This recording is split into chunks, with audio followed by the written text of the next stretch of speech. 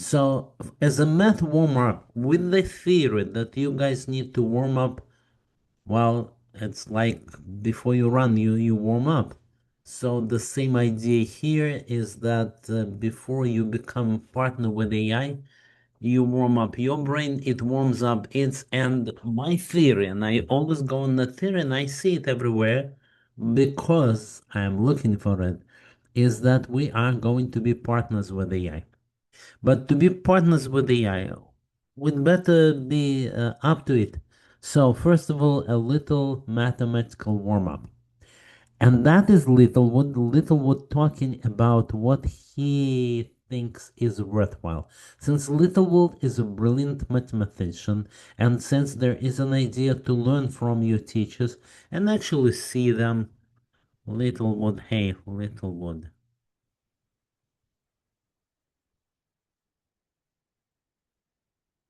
mathematician, that's the person.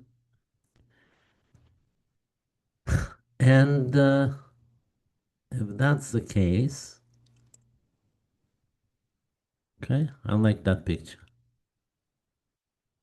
Okay, then let's go with what he says. So he tried to challenge Hardy. Hardy was another. There were two greatest mathematicians at the beginning of the 20th century. They were both professors at Oxford, and Littlewood challenged Hardy, and he said, "Here's our new paper, and find a misprint in that." So Hardy couldn't. Then Littlewood pointed out it was G instead of dot, there was comma H, Hardy. What is interesting is that I am doing this preparing with the chat. I do this. I go to my collection of Littlewood book right here. Here's my Littlewood. Then I take the TIFF image.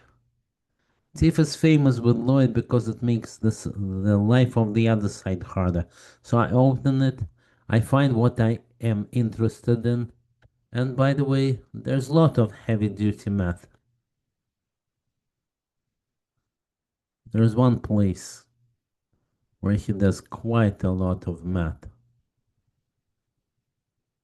That's nothing compared to what he does in sample. There you are. That's very beautiful. And then, in addition to all of that, he says, and I'll tell you that mathematical text like that just cannot be without misprints, and that misprint one instead of something completely different. Well, in any case, I make a screenshot and I say, could you convert this into text? And what I noticed is that AI, when it converts it into text, it's too smart for its own good. What it does, it missed the whole joke. The joke was in the comma, and it just corrected it. It said G shouldn't be a comma, should be a dot. So that is because AI is limited by its nature. Most people would say, oh, just a mistake, I'll fix it. That's number one. And number two, another joke, which proves the same point. So he says that he was in the military and he wrote a paper for ballistic office. That is what they were helping to the military. And the last phrase was, thus the Greek letter sigma, thus sigma, should be made as small as possible. Now, what is sigma? Sigma is the average deviation. Okay, so what he was saying that the average deviation from the mean should be made as small as possible. But he couldn't see it. It said just that should be made as small as possible, and the sigma was missing. Until another mathematician asked, what's that? And it was a tiny, tiny speck. What was this tiny speck? That was the smallest, tiniest letter sigma that the printer could find, and he probably scored all of London for that.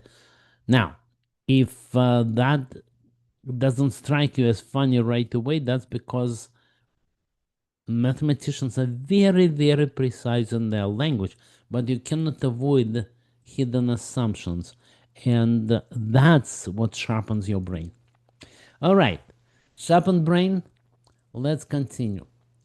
So the next is there has been an awesome moment in the history of AI and math. What was this awesome moment? It's right here. So let me open the page. We're talking about a math problem. Now, that math problem may strike you as something not really a problem, but why would you need it, you'll say. So, just because the guy who writes it, he knows that you may have this question, he says, the problem we're dealing with is packing geometrical shapes as densely as possible. And we all know, he says, that bees know the secret. That is the bee that makes honey, packs it as, what does he say it? Honeycomb. Okay, so honeycomb happens to be the best possible arrangement of matter in the two-dimensional space. Okay, now in the three-dimensional space, spheres stacked in a pyramid are also great. I think that's the picture he shows. Now, in the eighth dimension and in the 24th dimension, that is where the question lies. And again, if you say, well, why do I care? Well, that's because that is relevant to cryptography. That's relevant to most densely self-correcting codes. And from there you go into, well, essentially all of security, right? At least all of security. All right, so what happened? Okay, this wonderful mathematical lady got the Field Prize. Field Prize is the mathematical equivalent to Nobel Prize. So she got that, and she proved it. She proved that in eight-dimensional space, there is a certain order that gives you the best packaging. Now think of how will that proof go? It was not easy. The proof was not easy at all, and it potentially could have mistakes. So she got in touch with one of her students who was into how can I mathematically prove that that proof is correct. That is what we're talking about. So we're talking about that there is a language called Lean. Lean is the way to formalize. So don't think of ChatGPT. It won't do it. And Lean is a language that formalizes mathematical proofs. After you've done it, you can run the Lean algorithm and either find that the proof was correct or find the hole in the proof. And both happened. They first found hole in the proofs, then they found the complete proof. The guy who runs it is called Jesse Han. Okay, so this Jesse Han runs a startup in San Francisco, of course, called Math Inc.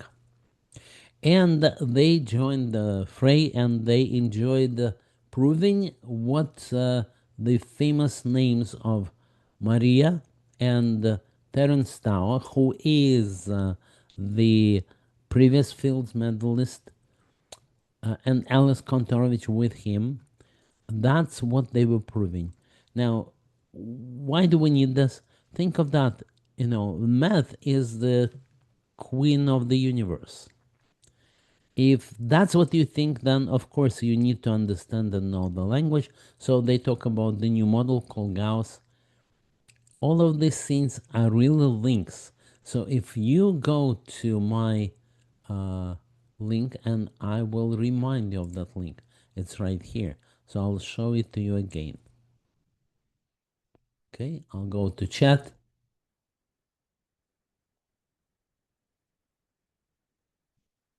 There you are. And now I see, Steve, your comment, so we'll talk about that later. But right now I showed you how you can sharpen your brain while studying math and studying mathematical jokes.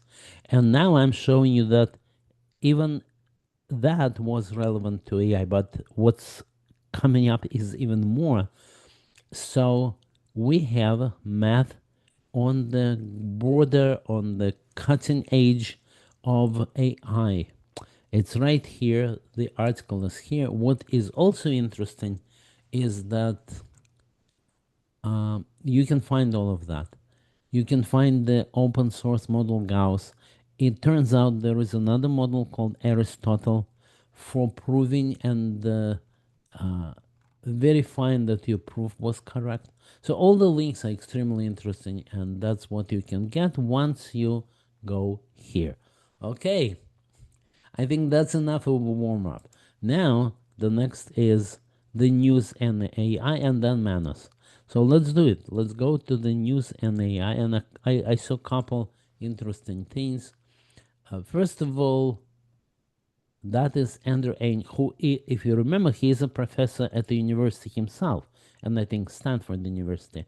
So Harvard University concerns him personally, and that Harvard University is limiting the number of 8 grades given in the class to 20% of the class. That's a age-old famous problem. Do we kind of say, hey, everybody is good and everybody wins, which I would say stifles the competition and it's not fair according to Andrew Ng? Or we don't say that. We say that people should take our grades seriously. What's more interesting, I would say, is that I hear the question of how do you address AI in education all the time. So we talk about that. We are going to record the podcast with a senior member of Chicago College just this afternoon. So we'll be asking her. I saw a interesting news that the law school forbids the use of AI, of course, on the tests, but allows it in life. So how do you balance this? How do you introduce AI to your life as a lawyer or as anything else? Okay, that's a question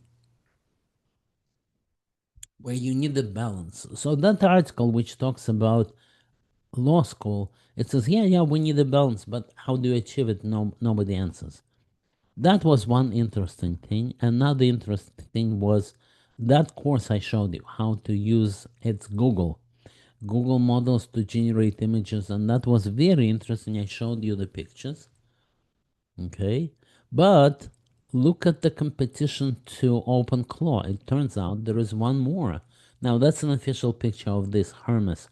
So Hermes, it's a new agent that challenges OpenClaw. Did I install it? Of course, yes. So if you say Hermes, there you are, then it does start. Now another model, you would say. So what? What is special? What is special is that OpenClaw is very much independent and agentic driven. So the Hermes tool. So why would we even look at it? Well, because it's now getting bigger numbers. That's in today's life the only thing people look at. Is Hermes full strong? Yeah, right. That's a joke, right? I think I'll show you the pictures where you can see that it gets bigger numbers on OpenClaw. Wow, look at that. Right. As tailored by the AI model OpenRouter. So let's look at OpenRouter. And this is where Hermes. Now, how do they measure popularity? Just how much money you spend, or really how many tokens you either ingest or spit out. And that has 500 billion tokens. And OpenClaw has 153 billion tokens. So Hermes is better. At least that's the claim. Now, that is something you can try. I tried it. I went there. You can build it into your system. It's very independent, just like OpenClaw. It's a different alternative. You can look at why it's different, what is different. Okay.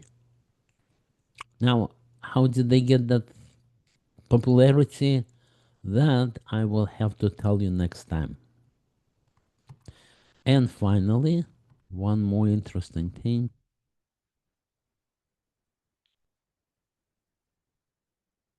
Now that's it. That was the two interesting things. So we can close that. And finally, go to Manus. Okay, so what is Manus? Manus is another model, and it's also very agentic. Now, as far as the previous one that we looked at in Andrew's News, that was running on your computer. So it's independent mind residing in your bedroom. But Manos is a model that's very agentic. So it's also independent, but it resides somewhere else. Where? Okay, Manos is in China. When Manos saw that they be getting bigger and bigger and they needed more and more investment, then they went into another place. But China reaches there too, and so they said, no, no, Facebook does not buy Manus because we say so. Okay, let's go to Manus. Let's look at what is special. What is special about them is that Facebook wants them. And why does Facebook want them? Because they are very agentic, very independent mind. So we will see that pretty much right here from the get-go. What it can do is create slides, build website, develop desktop apps. So what you see is a lone independent task. Well, let's try that. Let's try develop desktop apps, which is, you saw how agentic works. You probably use Claude. So you know that if it mistakes, then it fixes. That's okay, but that goes on forever. Local fold access, yeah, you have fold access.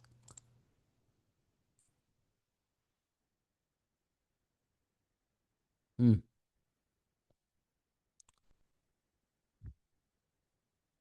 Okay, build me something interesting. By the way, it wants money right away. You get 7 days for free, but after that, I think it's about 30 a month. Uh, an interactive web app. Yeah, that's what we'll do. Let's do it.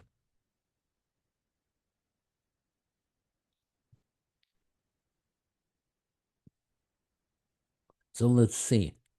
What I invite you to look at is that it's very independent. It decides to do something for you, and it decides to uh, give you a certain canvas. And then a Mythos architect. Mythos is a model from Claude, we know, from Anthropic.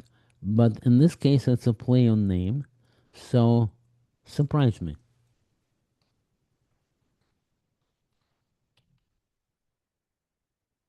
It also comes with an application on the phone. So, there are lots of ways to play with it. It decided something. So it's building it right now. Gives me the blueprint. But what I'm only inviting you to see is that it's just non-stoppable. It continues. It invents things. You don't have to tell it, check with me. No, no. It just will go on until you run out of your curiosity, probably. Let's see. Now, while it's doing this, let's look at the comments. So first of all,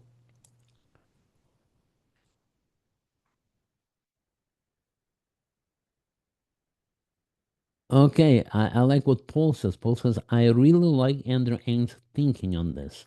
That goal is to educate people, not sort them. I completely agree, more than 100%, because that's what I also think. I think we have a goal in life, and that goal in life is know more and more. Now, I'm an idealist, so if you think, okay, will you die? You will forget all that you knew. The answer is kind of, but we are all immortal. We are reincarnated. So, from that point of view, it's not that you don't forget, but you go to a high spiritual level, like you become a builder. In the next reincarnation, who knows? That would be my answer, but you can tell me what your answer is. But I keep going through the comments. So, uh, okay, so my thoughts. Steve said, why is Manus getting on attentions? What do I think? What I think is just look, it keeps working. It just finished. It built a celestial voyage. It says, what is it doing? Oh, preview. It's showing me the preview. Well, I want to say the preview, yes. It's initializing the project. So what is interesting is that built non-stop and kept going on its own. Well, I very well can see why Facebook won't be interested in that, but at $3-4 billion valuation, everybody would be interested in them. Okay, all right.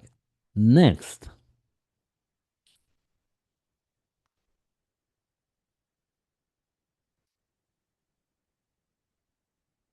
so everybody is banning everybody that happens on non-stop. Okay, yes. Now let's see, where are we?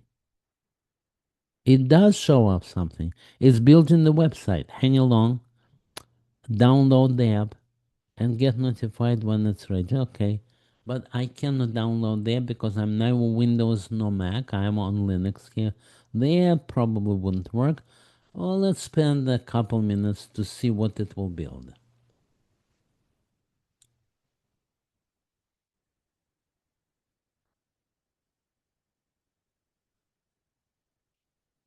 Oh, it says I need to pay. But in any case, what we saw, it probably built some app. No big deal. I think it's doing something. But even if it doesn't complete, that's okay. I don't want to waste your guys' times. So it will continue working.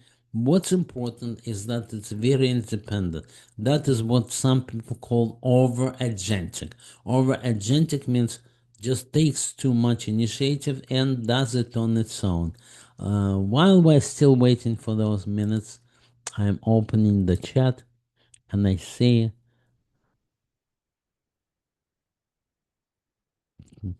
try light anyway. That's what you want me to do.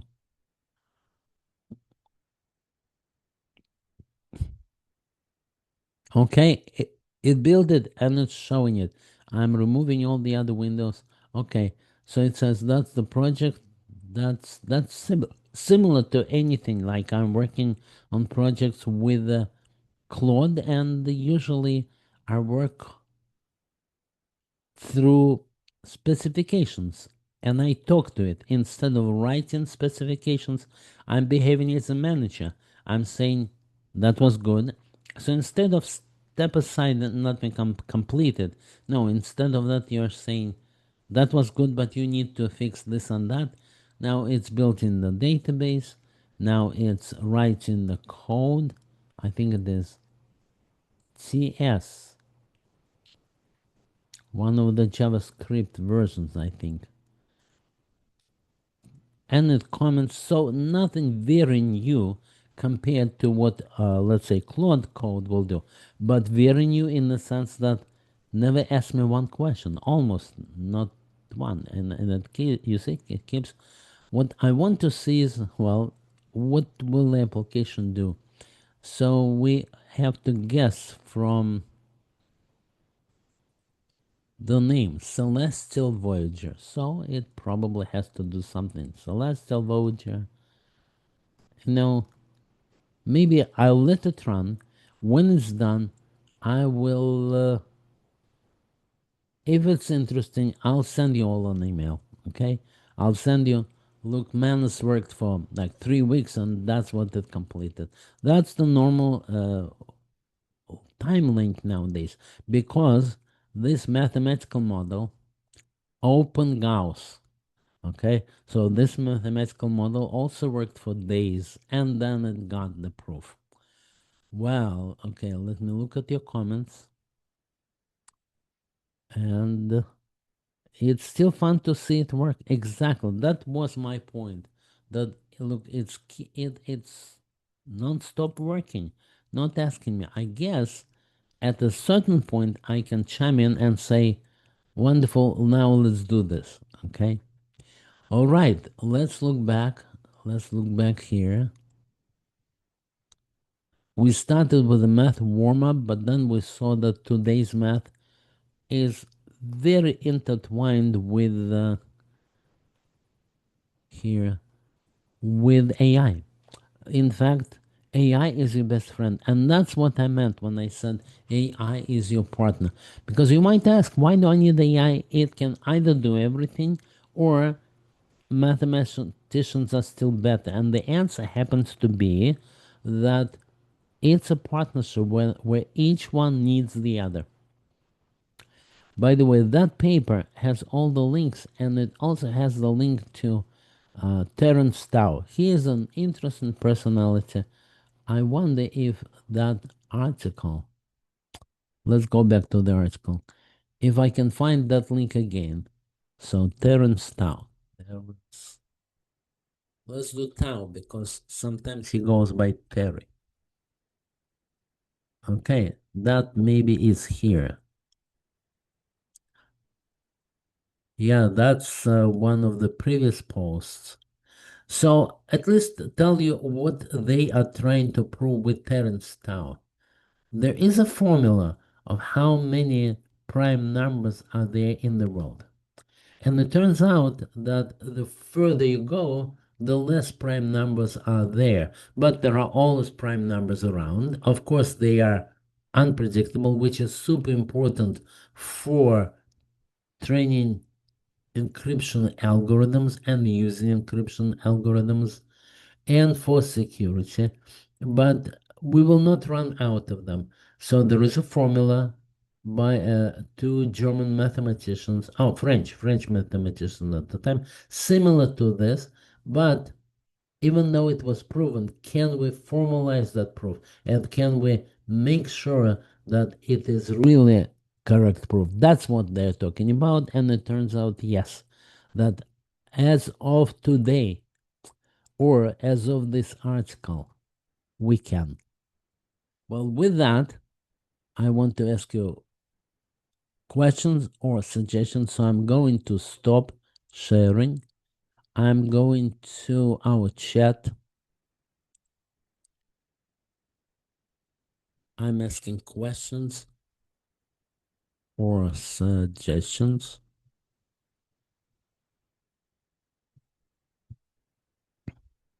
Like, what would we like to do next? Or maybe, uh, do we want to go deeper into something? Maybe build something with Manus. And if nothing comes up, it's already the second time there was nothing to suggest, then I will just continue investigation into that thing that I have been looking at. Okay, so no questions, no suggestions means I was very, very clear. Touting my own horn, true, but that's only to provoke you guys. Okay, so thank you very much. Thank you for coming. I wish everybody a great weekend and then a wonderful year to come. Thank you, Paul. Thank you, John. Steve, thank you. Julia and Christian. Everybody be well.